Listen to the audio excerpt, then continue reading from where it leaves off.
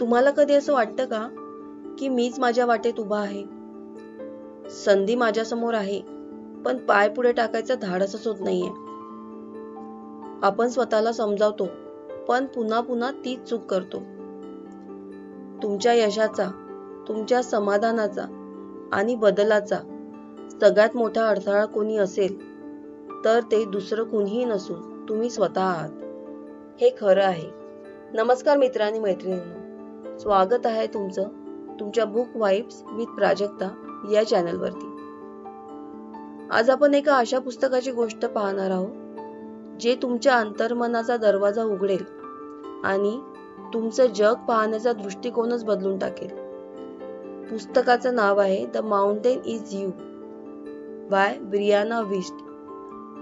पुस्तकाचं मुख्य तत्व काय आहे तर तुमच्यात आत दडलेला डोंगर तुमचं सगळ्यात मोठं आव्हान आहे, पण तोच डोंगर तुमचं सर्वात मोठं सामर्थ्य देखील बनू शकतो. आता हा पर्वत म्हणजे कोण? हा पर्वत म्हणजे तुमच्यातील शंका, भीती, जुन्या जखमा आणि स्वतःवरचा अविश्वास.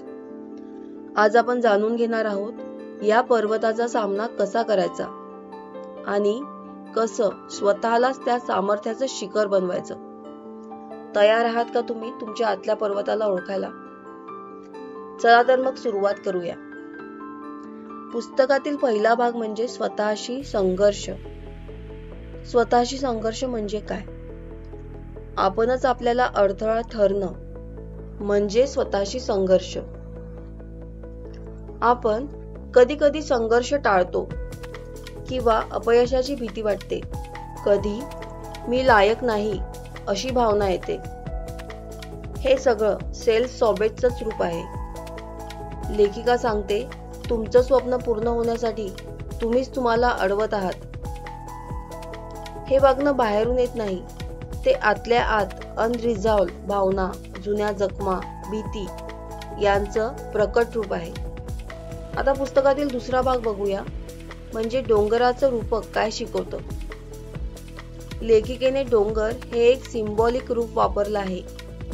हा डोंगर म्हणजे तुमचं भूतकाळातलं दुःख, भावनिक अडथळे, कमी आत्मविश्वास, अपुरी तयारी आणि भीती. पण हे सगळं टाळायचं नसून समोर जाऊन त्याचा सामना करायचा आहे. कारण तुम्ही डोंगर चढू शकता. तुमच्याच आत एक माउंटेन क्लाइंबर दडलेला आहे.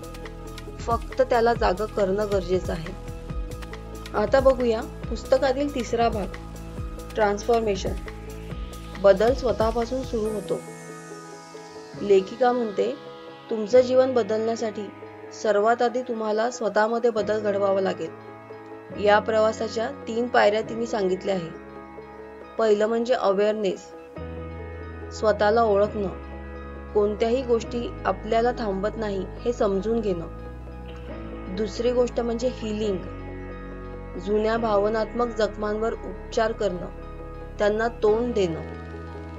आणि तिसरी गोष्ट म्हणजे ऍक्शन, छोट्या सवयींमधून मोठा बदल घडवणं.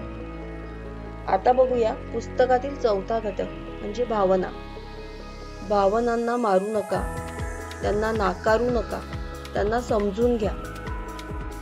लेखिका असं म्हणते की भावनांना दबवणं म्हणजे स्वतःपासून पळणं. आता भावना कोणत्या प्रकारच्या असतात?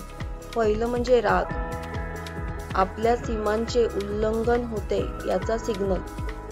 दुसरी म्हणजे भीती, सावध राहा असे सांगते ती भीती.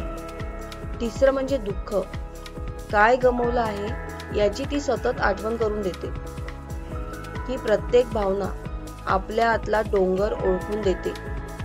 त्यांना समजून घेणं म्हणजे त्या डोंगराच्या पायऱ्या चढणं. आता बघूया पुस्तकातील 5वा भाग म्हणजे शिस्त. तुमचं बदलाकडे जाणारं वाहन म्हणजे तुमची शिस्त. सेल्फ डिसिप्लिन म्हणजे जबरदस्ती नाही, ती एक प्रकारची सेल्फ रिस्पेक्ट आहे. तुमचं फ्युचर सेल्फ काय हवं आहे त्यासाठी आज तुमचं वर्तमान सेल्फ यामध्ये तुम्हाला मेहनत घ्यावी लागेल. म्हणून रोज थोडा थोडा बदल हेच तुम्हाला शिखराकडे घेऊन जाऊ शकतं. आता बघूया पुस्तकातील 6वा घटक, द माउंटेन इज यू याचा अर्थ काय. तुम्ही जेव्हा आयुष्यातल्या अडथळ्याकडे बोट दाखवता तेव्हा लक्षात घ्या, त्या अडथळ्यांचा एक भाग तुम्ही स्वतः सुद्धा आहे. पण याचंच एक दुसरं रूप असंही आहे, तुमच्यातच तो बळकट, समजूतदार, धाडसी आणि प्रेमळ व्यक्ती आहे, जी हे सगळं पार करू शकते. आता बघूया पुस्तकातील 7वा भाग म्हणजे ॲक्सेप्टन्स, म्हणजे बदलाची सुरुवात. लेखिका सांगते, बदल करायचा असेल तर सर्वात आधी तो स्वीकारावा लागेल. जसं आहात तसं स्वतःला स्वीकारा.